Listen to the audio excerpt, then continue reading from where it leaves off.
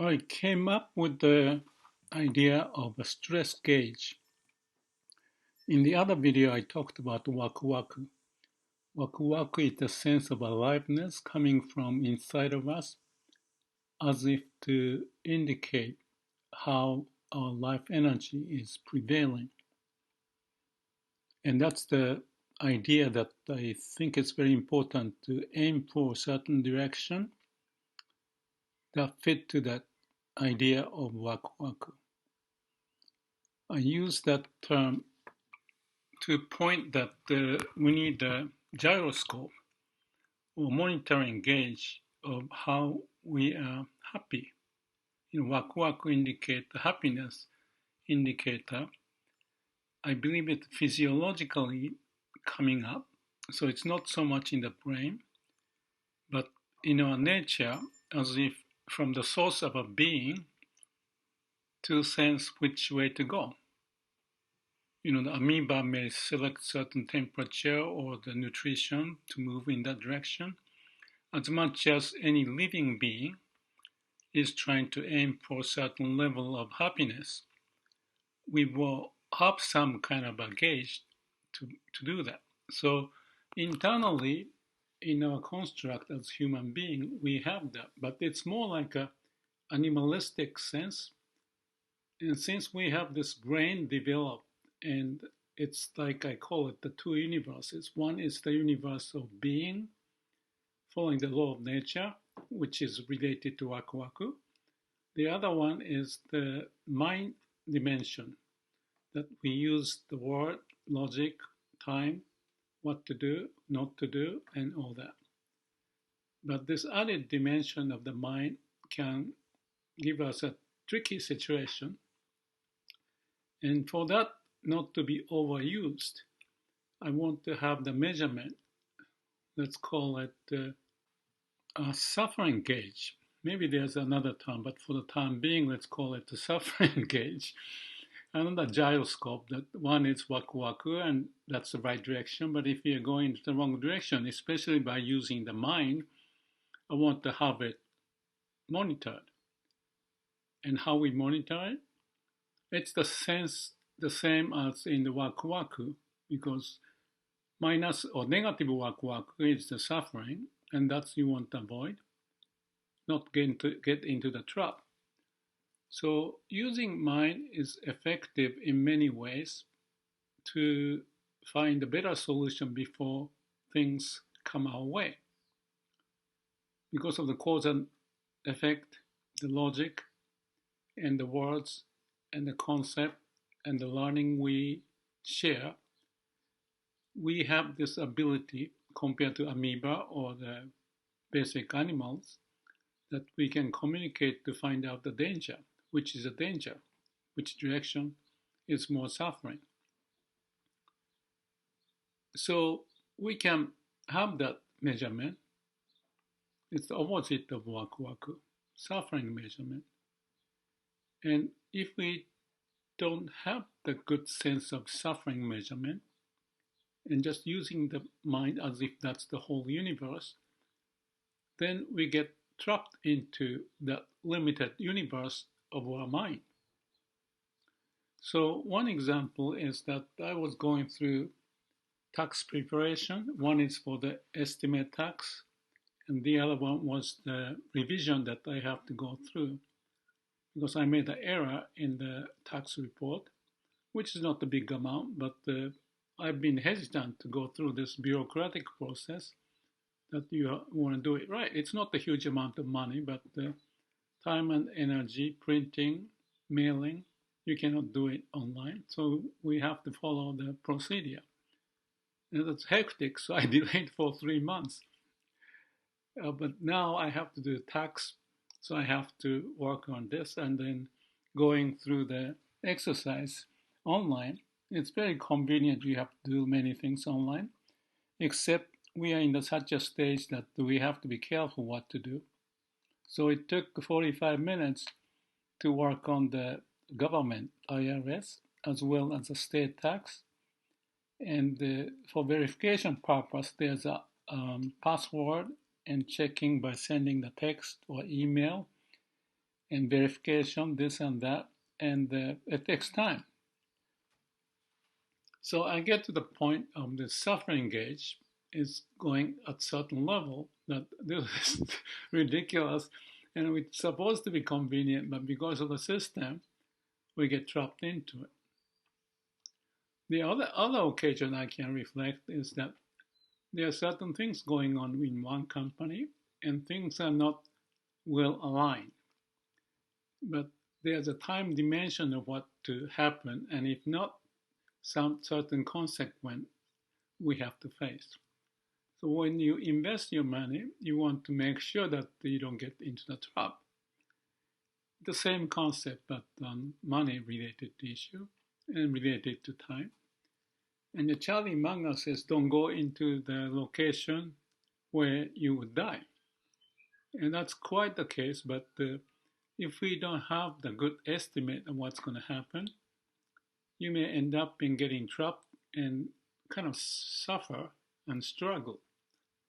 So the suffering is a theme of a modern day human being, and it may be causing us to be worried and sensitive and crazy, or even health-wise, cancer may develop, and we lose the basic nature of being alive.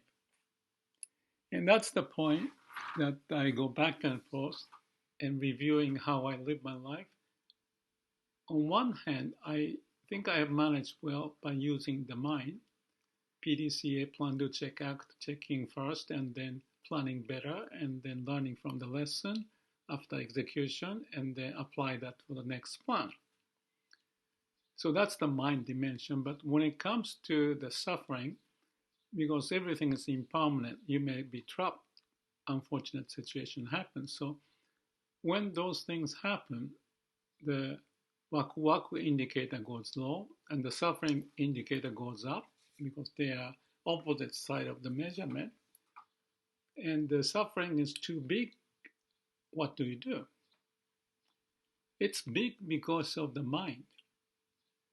That may be one simple conclusion that we can look at. And we can work on no mind situation, but still we live in the world, may have to pay tax, and have to manage your investment. If you have one or some, and even have a lot, you manage it. Then you get strangled into how to manage and face the impermanence. So navigating life would never end so far as we have this mind, being able to speculate or develop a scenario, what happens, but because of impermanence, we need to have the circle of confidence that you don't make big mistake to go much farther than what we know we can do. If you can postulate what that circle of influence is, and given the amount of unknown potential we may have. So we need to be wise, and this learning has been continuing all my life. And although I believe that I have managed fairly well, not getting into the big trap, but some traps here and there, and find a way out of it. And all the videos is just a pointer of some of the wisdom that I gained from different point in my life, the issues that I face, maybe more related to the negative side so that you don't fall into the trap, but also to be not complacent when things are going well. So I have a measurement of a life profile or black dot exercise, and even I call it gray dot exercise, because life profile is every 3 months or so, and black dot is every day. But every moment we live in one day, there's a moment of the thought pops up, and before it gets out of hand, you need to clip them, especially when it gets into the suffering zone. So for that, we need to stop doing things and evaluate before things get out of hand. So specifically in the instance of this tax filing and the revision, I spent 45 minutes of going through what I like to call nonsense, just a bureaucratic process of putting this number and hearing this number next year or last year compared to this year, and what's the income, how much you paid, and when, and how much more you have to pay. All of that, as well as to file the return, which is just a bureaucratic nonsense I want to avoid. But that's the trap. So stop and observe so that this gyroscope is not indicating into the red zone, not just every 3 months or so to monitor, not just every day to monitor, but every moment ideally. And for that to happen, mind has its own way of operating. And if you only look at the mind but not listen to your heart or the body and what's indicating, because the Waku indicator or suffering indicator is like related to your life. If you're suffering, life suffers. And what happens is that stomach may hurt and or the hormone may go wild and your brain gets kind of white. Maybe that's not like that. Maybe it's just extreme. I'm just sharing some of the pointers that you have to balance out. Instead of believing that you can do it, you can do it, you can do it. And it's too stressful, and the body is suffering, and the blood pressure or the circulation may be changing, the hormone balance may be shifting, and the intestine, what's going on in digestion, the amount of acid in the stomach or the alkaline level in blood. It's all complex biological consequences that I want to represent that gauge as the Waku. And what's the other one I said? Suffering gauge. If we don't have it, you really get into trouble. You can say we need mind. But look at what's around here. Because of the technological advancement and whatever has happened, if we eliminate waste and balance out our life instead of being caught up with all the advertising of you need to do this, you need to do that, you get trapped again. So balancing act, have the gauge, monitor it, and know when it's going out of hand and out of your competence, and realize that either being tired in your eyes or brain getting white or crazy, jumping and start to make a mistake, take a break, stop, check what's going on. Not what you think is going on, but from how your mind is functioning as well as how your body is functioning. An important thing is body function. If the breathing is smooth, calm, quiet, and the posture is good, and not being lazy, and the muscle tone is soft, gentle, just like a surfer master the skill, ride the wave. Whenever the wave changes the direction or the whatever the circumstance that happens depending upon various factors like wind and the bottom counter and everything else, you make a decision more intuitively, and that's the skill. That's the skill of finding the wisdom, not just the surfing and surf this world that we live in. Have a sense of the balance, and if you are not doing well, stop, review, digest, take your time. Time is human invention, I want to call it.